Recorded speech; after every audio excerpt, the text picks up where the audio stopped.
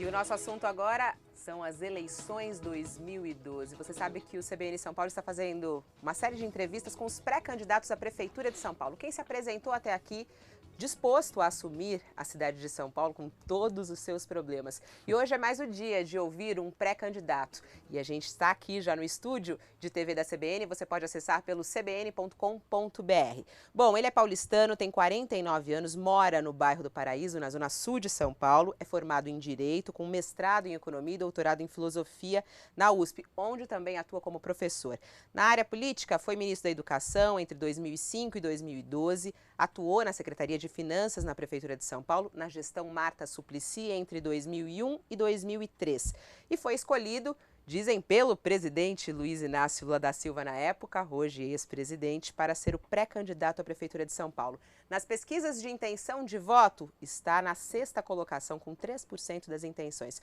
O nosso entrevistado de hoje aqui no CBN São Paulo é o pré-candidato do PT à Prefeitura de São Paulo, Fernando Haddad. Bom dia. Bom dia, Fabiola. Bom dia, ouvintes da CBN. O que é mais difícil, enfrentar José Serra nas urnas ou ter Gilberto Kassab no palanque numa campanha eleitoral? A pergunta é boa. Olha, eu penso que nós podemos ter uma grande eleição aqui em São Paulo, né? Eu penso que nós tivemos experiências, né, diferentes, né? Tivemos a gestão da Erundina e depois 8 anos de Maluf e Pita, né? Gestão da qual o Gilberto Kassab foi secretário do Planejamento, né? Então tem uma continuidade, né, entre Maluf e Pita e agora Serra Kassab. Depois tivemos Marta e Serra Kassab. Então tivemos uma alternância de 4 anos para nós, 8 para eles. 4 para nós, 8 para eles. Acho que chegou o momento de nós nos reapresentarmos com um projeto inovador para a cidade de São Paulo, mais arrojado. A cidade está com baixíssima capacidade de investimento, não por falta de arrecadação. Se arrecada 3 vezes mais do paulistano do que 8 anos atrás. O orçamento de São Paulo é superior a 30 bilhões, né, contra pouco mais de 10, 8 anos atrás. Não obstante isso, se entregam menos equipamentos públicos, né, hospitais, duplicação de vias, corredores, metrô, tudo está estagnado, apesar da arrecadação recorde. Né, mas o senhor fugiu da minha pergunta. Eu respondo. O que é mais difícil? Eu acho que o Kassab, ele até pelas pesquisas que você citou, né, a mesma pesquisa, né, de intenção de voto, avalia como regular, com viés de baixa, vamos dizer assim, a gestão atual. Isso porque eu acho que o paulistano, ele percebe que ele está contribuindo muito com a cidade e recebendo pouco. Tem muito anúncio e pouca entrega. A cada mês se anuncia um plano mirabolante, que não sai do papel. E eu penso que essa percepção ela se disseminou pela cidade. Eu estou visitando os bairros da periferia, estou visitando os bairros centrais, e a percepção é generalizada, tanto da classe média, média alta, quanto das camadas trabalhadoras, a percepção de que estão entregando pouco. Então, acho, sinceramente, que a administração atual é um fardozinho a carregar. Ou seja, seria mais difícil, então, ter Gilberto Kassab no palanque. Agora, a gente sabe, e Gilberto Kassab mesmo divulgou, quando ele esteve em Brasília, na festa do PT, de que o acordo estava praticamente selado entre PT e PSD. E aí as coisas foram andando até que José Serra aceitou a disputa, aceitou entrar na disputa do PSDB. Não é um pouco incoerente? Não existe um pouco uma incoerência? O senhor chega a ficar constrangido com isso, não? Não, porque não é bem verdade, né? O Gilberto Kassab, ele nunca procurou formalmente o Partido dos Trabalhadores. O presidente Rui Falcão, nacional, né? Presidente nacional do PT, e o Antônio Donato, vereador, presidente municipal do PT, nunca foram formalmente contactados para que uma proposta fosse apresentada. E o Kassab sempre deixou claro de que se o Serra saísse, ele o apoiaria, né? E eu, nas minhas entrevistas, sempre deixei claro que a prioridade do prefeito era apoiar o seu criador, né? Aquele que é o seu padrinho político, né?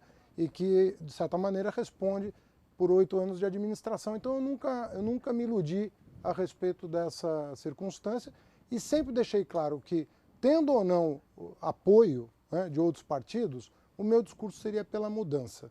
Você não vai tomar uma frase minha dissonante desse sentimento. Eu sempre disse, olha, o sentimento da cidade é de que as coisas precisam mudar. São Paulo precisa retomar o ritmo de investimentos. Educação, saúde, transporte público, moradia, os indicadores estão caindo, né? E nós precisamos retomar os investimentos públicos na cidade de São Paulo. Isso eu nunca deixei dúvida a respeito das nossas intenções. Já que tocamos no assunto de alianças, Fernando Haddad, o que está sendo negociado agora, nesse momento, no PT? Quem vocês estão procurando para uma aliança? Tem essa possibilidade de realmente ter uma aliança com o PCdoB, do Netinho de Paula? Não tem? Quem o senhor gostaria de ter como vice na sua chapa? Olha, eu gostaria de estar aliado aos partidos que compõem a base de sustentação do governo Dilma. Mas nós não podemos misturar uma realidade com outra. A realidade nacional, composição ministerial, ela tem que atender os interesses nacionais. A presidenta Dilma faz bem de não misturar esses assuntos. Às vezes eu ouço aqui e ali a crítica à presidenta Dilma por estar escolhendo quadros que têm a ver com a sua administração, com a sua base de apoio, não misturando com questões locais. Eu acho um erro que está, inclusive, acontecendo na própria cidade de São Paulo, uma troca de secretários, um troca-troca de secretários, faltando ainda meses para encerrar a gestão, meramente por conveniência eleitoral. Mas isso acontece em todas as esferas também, né? Mas veja bem, nós já tivemos uma renúncia, já tivemos a fundação de um partido, agora um troca-troca de secretários. Exagerada esse troca-troca, exagerado. Quer dizer, podia ser feito tudo com mais parcimônia, né, para que a cidade não fosse desassistida, né? Sim, mas o senhor gostaria do PCdoB, do PMDB? Ah, lógico. O PMDB eu acho que... Gabriel Chalita na sua... Não, o Gabriel Chalita, que é um amigo pessoal, eu acho que ele faz parte de um projeto do PMDB interessante de se reapresentar para a cidade. O PMDB não está com representação à altura da sua importância. Então é natural que eles queiram se reposicionar na cidade, né? Mas PCdoB, PR, PDT, né? São partidos, PSB, são partidos com os quais nós estamos dialogando. O próprio PRB, né? Que tem um candidato, que está com boa intenção de voto, são partidos que, enfim, com quem nós dialogamos em virtude de uma convergência de projetos políticos. Mas nada fechado por enquanto, não. E está difícil um pouco.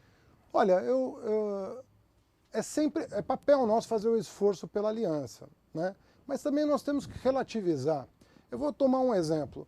A Marina Silva, né, com 1 minuto na TV, quase foi para o segundo turno na frente do Zé Serra. Acho que com mais 15 dias ela ia para o segundo turno, porque o brasileiro estava atrás de novidade, estava atrás de inovação. Então vamos relativizar. Nós vamos sair com 4,5 minutos, sem aliança. O PT tem quase 4,5 minutos de TV. Então não vamos também colocar, né, jogar fazer todas as apostas em torno de uma questão que pode acontecer ou não. Né? Não falou o nome do vice. Tem já o nome, não? Não tem o nome? Porque vai depender justamente dessas alianças. Dessas. Nós estamos entrevistando hoje o pré-candidato do PT à Prefeitura de São Paulo e temos também a participação dos nossos colunistas aqui do programa. José Luiz Portela já está conosco na linha, tem a sua pergunta. Portela, bom dia. Bom dia, Fabíola. Bom dia aos ouvintes da CBN. Bom dia, Fernando Haddad. Bom dia, Portela. Qual o balanço que você faz do plano diretor estratégico que está vencendo em 2012? Nós devemos já estar fazendo o próximo, pelo visto ele vai ficar para 2013. Na sua opinião, quais são as principais coisas que deram certo, que estavam no plano diretor e deram certo, o que não deu e o que você mudaria, especialmente, o que você implantaria de novo no próximo plano diretor estratégico da cidade? Olha, Portela, eu participei da gestão da prefeita Marta Suplicy por 2 anos e meio, né? Assim que ela tomou posse, eu assumi com o secretário João Sayad, né, que foi convidado por ela para assumir a Secretaria de Finanças. E eu participei de muitas elaborações de projetos na área de resíduo sólido, na área de transporte público, na área de concessão urbanística, leis de incentivo. E a lei, o plano diretor nosso que está vencendo, ele na prática não teve um desdobramento, né? Por exemplo, a questão da concessão urbanística, que era uma inovação, né? Não foram tomadas as providências para equilibrar a cidade. Ou seja, a tendência do plano diretor era reequilibrar a cidade do ponto de vista de moradia, acesso aos serviços públicos, melhoria do transporte público, disseminação da cultura da qualidade do serviço público, sobretudo em educação e saúde, e ele exigiria providências consequentes à sua aprovação. Então, apesar das diretrizes gerais do plano serem essas e estarem bem equacionadas, não houve desdobramento. Então, vamos tomar o caso do transporte público, que é até uma especialidade sua, né? Você quebrou a matriz multimodal que nós tínhamos na cidade, né? Nós tínhamos o governo do estado investindo em metrô a passos muito lentos na comparação com qualquer metrópole do mundo, sobretudo de país emergente, mas você sabe que nós temos hoje 4.500 quilômetros de ruas e avenidas por onde passam os ônibus. Ou seja, quem tem capilaridade para pegar o trabalhador próximo à casa e colocar numa via estrutural, né, num corredor estrutural, ou de ônibus ou de metrô, é justamente o ônibus. E esse modal foi relegado a segundo plano, né? E por falta de capacidade, até de execução de projetos da prefeitura, o que se fez? Depositou um recurso na conta do metrô que não ampliou o seu ritmo de obras. Nós continuamos entregando o mesmo número de quilômetros de 10, 20 anos atrás, né?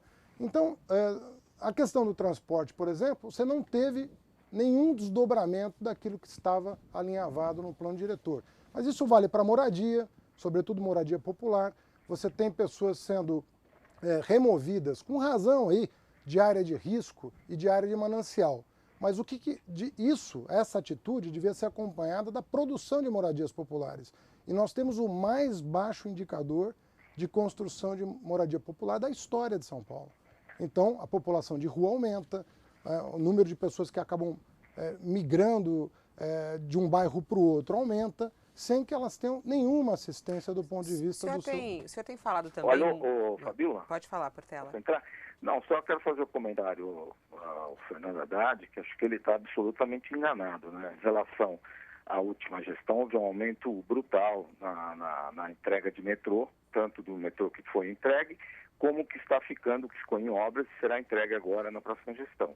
Então, acho que não olhar os dados. Mas, enfim, eu não queria entrar nesse aspecto, mas já que ele levantou, quis falar do plano diretor, já que ele levantou essa questão, não corresponde. É só ele pegar os números, checar... Eu chequei, Portela. Eu acho o seguinte, eu acho que se nós pegarmos toda... E outra, só um detalhe. Se você dividir o número de quilômetros entregues... A questão não é só um modal. A questão é a conectividade. Todos os modais são importantes, o ônibus, o trem, etc. e tal, e não essa disputa por modais.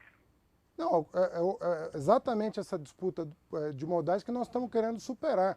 Eu acho que houve um abandono no investimento num modal que era importante para a cidade e que representa mais de 70% das viagens em São Paulo. E você abandonar um modal é um erro. Você tem que trabalhar com todos os modais. E isso não está dentro da perspectiva. Tanto é verdade que o secretário de Transportes anunciou agora, no 8º ano de gestão, um edital de licitação justamente de corredores de ônibus. Quer dizer, 8 anos passados, né, se anuncia no último ano um grande projeto de obras, né, que nem se conhece exatamente o que de fato a administração atual pretende. Agora, o senhor pretende investir quanto em metrô? O Kassab anunciou que até o fim da gestão dele 2 bilhões. Olha, né? Esse é outro caso. Tem na verdade, algum valor? Repassado de recurso foi menos de 1 bilhão. Pelo menos as informações que eu tenho até agora. Sim. Até porque as informações são difíceis de buscar na prefeitura.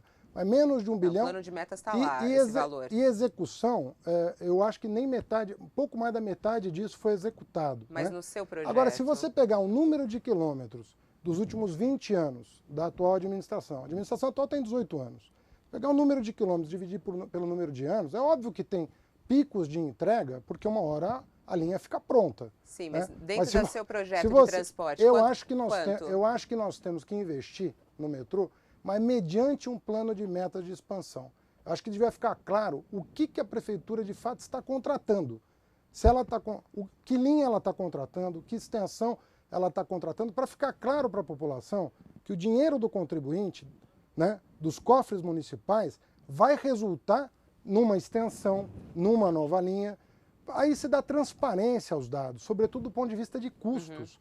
O custo do quilômetro construído de metrô tem que ficar mais claro por que o custo é esse, por que subiu nos últimos anos. Não tem um valor ainda pensado pelo senhor de quanto seria esse investimento? Olha, eu vejo um apetite, inclusive do governo federal, em somar forças conosco. Mas até agora não veio dinheiro do governo federal. Porque também os projetos não são apresentados, né? Quer dizer, você tem um problema de governança federativa em São Paulo.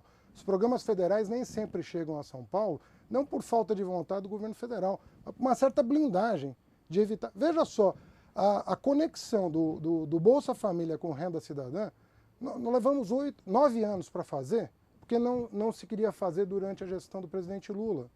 Quer dizer, é um erro do ponto de vista federativo você colocar interesses partidários acima do interesse da população. Bom, temos mais participação dos nossos colunistas aqui para fazer pergunta ao pré-candidato Fernando Haddad. Juca Kfouri está conosco na linha. Olá, Juca, bom dia. Bom dia, Fabiola, bom dia, ouvintes. Bom dia, candidato Fernando Haddad. Bom dia, Juca. Minha pergunta é simplíssima. O senhor acha que o Enem será seu aliado na campanha ou será seu adversário? Porque, fatalmente, os seus concorrentes usarão os problemas havidos em 2009, 2010, 2011, primeiro com roubo de provas, depois com conhecimento antecipado, erros de formulação de questões, enfim. Haverá quem diga que não pode gerir São Paulo quem não foi capaz de gerir o Enem. Como é que o senhor reage a isso? Olha, Juca, eu acho que vai ser um tiro na água por parte da oposição, porque os feitos do Enem são conhecidos, sobretudo, do estudante de escola pública. São Paulo, antes da reformulação do Enem, tinha 10 mil vagas da USP disponíveis, das quais 75% preenchidas por egressos de escolas particulares. Ou seja, o estudante de escola pública não tinha opção. Ou ele pagava a universidade pública, privada, ou ele ficava fora do sistema universitário. O que nós fizemos? Em primeiro lugar, nós criamos o ProUni, que já ofereceu mais de 1 milhão de bolsas de estudo no país, mais de 100 mil na cidade de São Paulo. Pouca gente acreditava quando nós anunciamos que o ProUni daria tanta bolsa, que isso fosse beneficiar tanto o jovem paulistano de escola pública. E nós já entregamos mais de 100 mil. Graças ao SISU, que é o Sistema de Seleção Unificada das Federais, são mais 100 mil bolsas por semestre, 100 no primeiro, 50 no segundo semestre, nas federais, que inclusive nós expandimos em toda a região metropolitana. Não havia a presença forte de universidades federais. O presidente Lula trouxe para São Paulo, região metropolitana, as universidades federais. Outra oportunidade de acesso. Reformulamos o financiamento estudantil. Juro negativo, até 20 anos para pagar, prazo de carência, quitação automática do financiamento se for professor de escola pública ou médico do SUS. Tudo isso fez com que o número de universitários no Brasil saltasse de pouco mais de 3 milhões para 6 milhões e meio. Ou seja, nós quebramos um gargalo importante de acesso à educação superior. Todos os indicadores são favoráveis e todos os especialistas reconhecem esse avanço. Agora, isso tudo só foi possível pela reformulação do Enem. Agora, o Enem é complexo, tem muito bandido solto. Pega o caso agora, a Polícia Federal, anteontem, prendeu uma quadrilha que fraudava vestibulares de medicina. Essa semana ainda, a GV foi fazer um concurso para o Senado. Alguém vai dizer que a GV não tem competência gerencial e administrativa? Fundação Getúlio Vargas é uma das mais prestigiadas instituições do país em gestão pública. Foi fazer um concurso para o Senado com um pouco mais de 100 mil inscritos. O Enem tem 4 milhões. Tiveram que cancelar o concurso. Por quê? Porque às vezes você contrata uma empresa por licitação que não está preparada para o desafio logístico que representa o exame. Agora, querer colocar no fundo são os interesses econômicos que estão falando mais alto. Se cobra muita taxa de vestibular no Brasil, todo mundo ganha dinheiro com taxa de vestibular, essa é a verdade. Tem muito curso preparatório pré-vestibular, que é uma máquina de fazer dinheiro, e o jovem de escola pública estava fora da universidade. Agora ele está dentro da universidade. E o Enem O senhor considera, portanto, que o Enem será um aliado? Mas não tenho a menor dúvida, Juca. O Enem, basta você conversar com os jovens que não tinham que não sonhavam com isso. Então, me permita só uma segunda pergunta. Diga, Juca. E a Marta Suplicy, será aliada ou adversária? Não, a Marta é uma companheira muito valorosa e veja bem, o que ela pode fazer agora? Agora eu estou visitando os bairros, conversando com as lideranças comunitárias e com os gestores públicos dos equipamentos de saúde, educação, Mas como cultura. ela é muito querida nessas regiões, ela não poderia te levar e te apresentar? Mas ela vai deixar o Como- Senado, ela vai deixar o Senado para me acompanhar em visitas técnicas. Quer dizer, não é o momento da campanha. Campanha é campanha. Quando você vai pedir voto, você nem pode pedir Mas a sua voto. conversa com ela, como é que é o É contato? boa, nós temos uma conversa normal. Com frequência, inclusive, ela está lhe ajudando nesses seus inícios? Ou eu, de ou o Donato, a gente está sempre em contato com ela, né, para saber qual é o momento oportuno para ela entrar. Diante né? do afastamento do ex-presidente Lula, do seu desempenho ruim nas pesquisas e a falta de propaganda do PT na televisão até meados do ano, está rolando nos bastidores a possibilidade de Marta Suplicy voltar. Como é que está isso? Como é que o senhor recebe isso? Eu não tenho conhecimento, eu estou sendo sincero, nunca me chegou o conhecimento essa informação. Agora, vê bem, esse momento é um momento de consolidação das posições. Então, tem muita central de boato, né, que usa dos expedientes conhecidos para dizer, não, Haddad isso, Haddad aquilo, Haddad aquele outro. Por que estão tão preocupados comigo assim? Né? Eu devia ser a pessoa que menos preocupa nesse momento, né? E eu sou, aparentemente, a pessoa que mais preocupa, o PSDB. Se é assim como dizem, me deixa quieto, eu vou trabalhar. E no meu tempo, eu vou me apresentar tranquilamente para a cidade de São Paulo. Mais uma pergunta de um colunista nosso aqui do CBN São Paulo, Maurício Broinizzi, que é da Rede Nossa São Paulo. Maurício, bom dia. Bom dia, Fabiola. Bom dia, ouvintes da CBN. Bom dia, candidato. Bom dia. O senhor conhece bem o quadro da desigualdade social na cidade de São Paulo, que inclusive foi publicado na forma de indicadores, né, pela Rede Nossa São Paulo. Sim. Assim como conheceu também o processo de esvaziamento promovido pela atual gestão, da descentralização administrativa junto com o desprestígio das subprefeituras. Qual será o papel que o senhor vai atribuir às subprefeituras na promoção da diminuição da desigualdade e da descentralização político-administrativa da cidade? Olha, essa vai ser uma diretriz do nosso governo, né? Era uma diretriz que foi abandonada e nós vamos retomar. Não há a menor possibilidade de desenvolver a cidade de uma forma equilibrada sem o fortalecimento das subprefeituras. Uma subprefeitura tem em torno de 350 mil habitantes. Ela é maior do que a maioria das cidades brasileiras, do que mais de 90% das cidades brasileiras. Se a subprefeitura não tiver vida própria, geração de emprego e renda, serviços públicos de qualidade, não bastará nunca investir em transporte público. Eu vou te citar um exemplo. Os empresários, né, dos chamados bairros dormitório precisam ser estimulados a gerar emprego.